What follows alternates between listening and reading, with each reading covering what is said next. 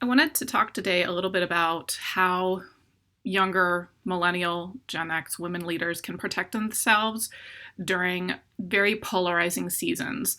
And of course, the time that I'm filming this, summer of 2024, is very appropriate for that as we move into the fall and the presidential election, really based on precedent and what the past couple of presidential elections have felt like, particularly for forward facing, very public women leaders, particularly those who are serving in community-based settings and very community-involved leadership positions. In my case, I was a pastor of two Presbyterian churches during both of the past two presidential elections and very much felt the polarization within the community I was serving and the ways in which that put me in a very precarious and vulnerable position as a younger woman leader who I do identify as a tempered radical, someone who is not willing to sort of go with an automatic group of people who thinks very deeply about where I align on different issues and positions, and also being a leader of a politically diverse organization, in this case, a congregation, knowing that I really needed to be able to take a more middle of the road approach to bring people to a space of safety, comfort, and consensus on some very difficult issues.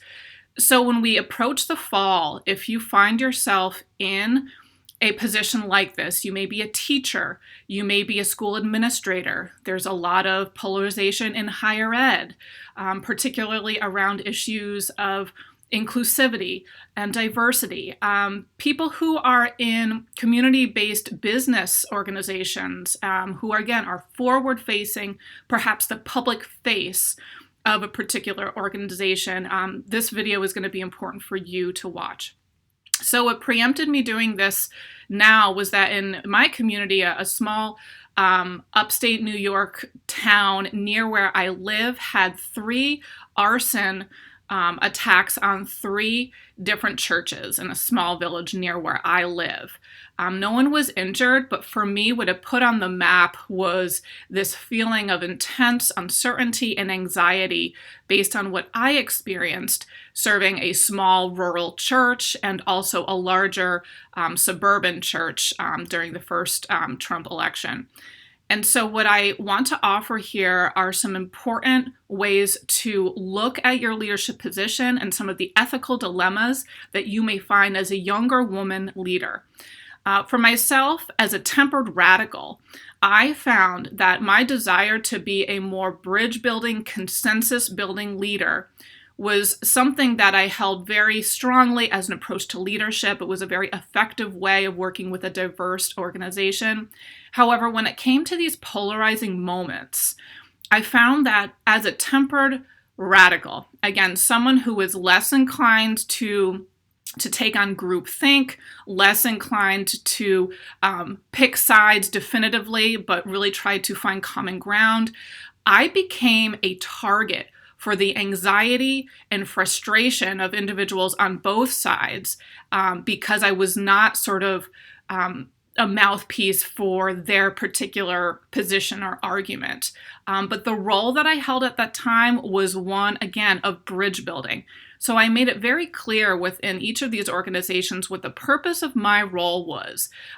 Instead of, in this case, being a political pastor, which I have worked in politics, I've worked for the New York State Legislature, I've been in that space before, I very much felt that my role as a pastor was to bridge those kind of political divides in ways that would be healthy and, in this case, spiritually grounding for a diverse community. But others really pushed back on that to the extent that I felt that my safety was at risk. And I think for younger women leaders who see themselves again in this role of being a bridge builder or a tempered radical, it's sort of this catch-22 situation. If you do take definitive sides and make statements or or even sort of embody some of the important ethos around different positions, you run the risk of then the opposition of those arguments attacking you.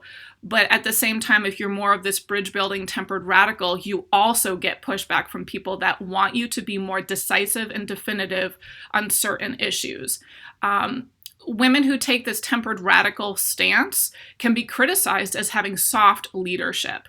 But in fact, it's actually very, very decisive and concrete forms of leadership to be that bridge builder, because you are standing between this very chaotic space of disagreement and drawing out ways in which people can draw together in a sense of common understanding and mutual understanding.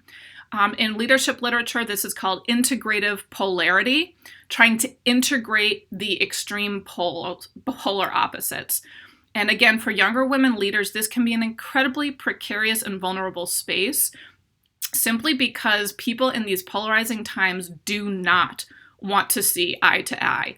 There is a desire to dehumanize both sides. And in some cases, the extreme positions are definitely positions I disagree with.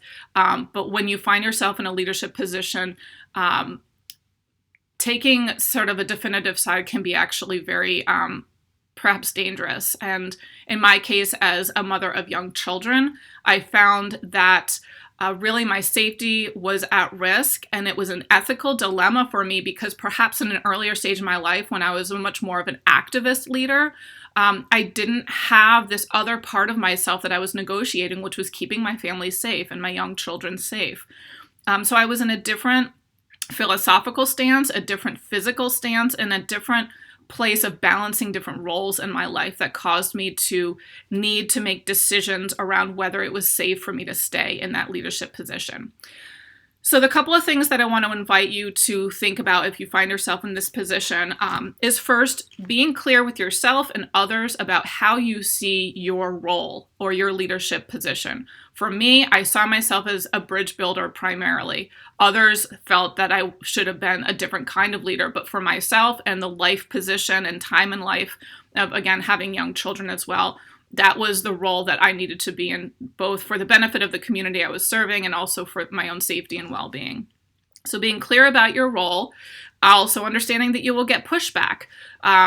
Either way you define that role, either as an activist leader or a tempered radical leader.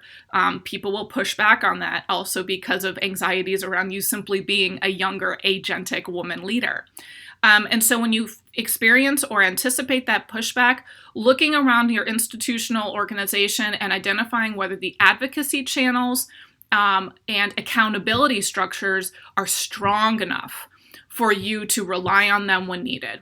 And in my case, working for the Presbyterian Church, I realized that those accountability structures and advocacy channels were not strong enough.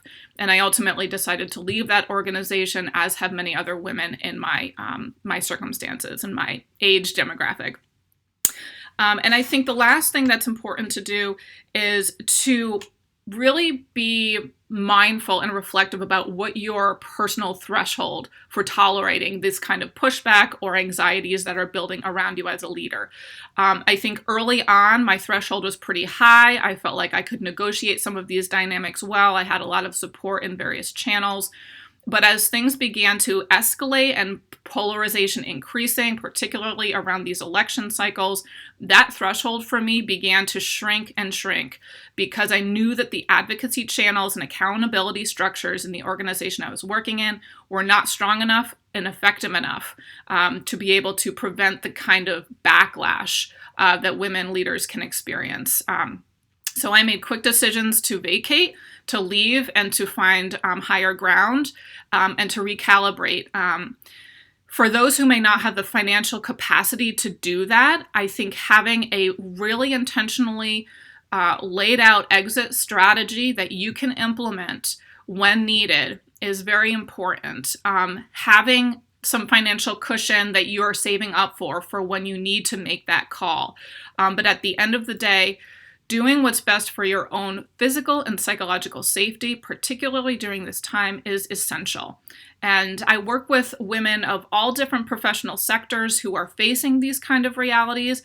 and finding strategies that will set you up to be safe both within yourself personally and your sense of psychological safety, but as well as your physical safety and the safety of your family. So I look forward to just working with anyone at this point in whatever profession you're in who, for you, these issues are a light bulb where you're thinking, yes, this is me or this is potentially me during this next season of polarization.